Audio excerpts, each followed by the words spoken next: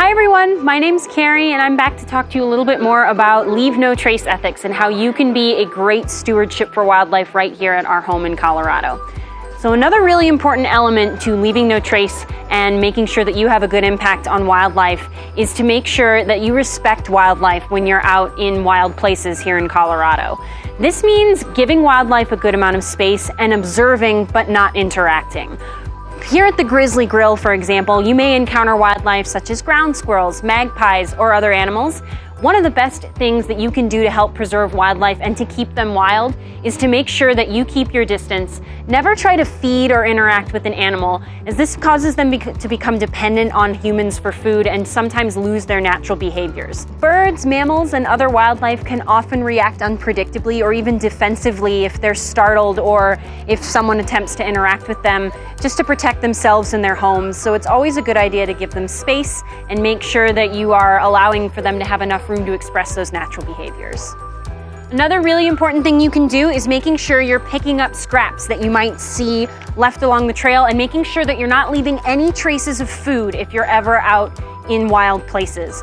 Also remember that we're visitors in the homes of these animals when we come to experience them out in the wild, and that will help them to maintain those natural behaviors and help everyone to enjoy them further. When hiking or traveling on other trails or recreational areas, it's common practice for downhill hikers to move to the side and let uphill hikers pass.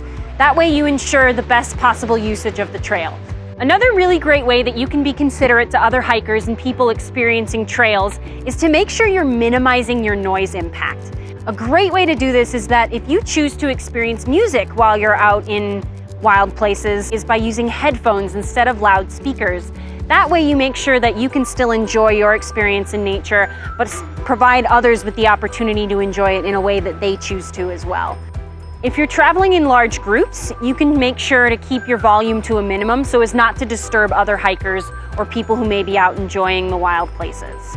If you're traveling in areas where you may feel the need to alert wildlife to your presence, such as in bear country, feel free to do so, but at a reasonable level. Most wildlife will already be alerted to your presence simply by the noises that you make while traveling on foot. If you're choosing to enjoy outdoor spaces with your pets, make sure you keep a leash with you at all times and always keep them on leash. That'll help to ensure that you have a good experience if you encounter any wildlife with your pets or any other visitors that have pets with them.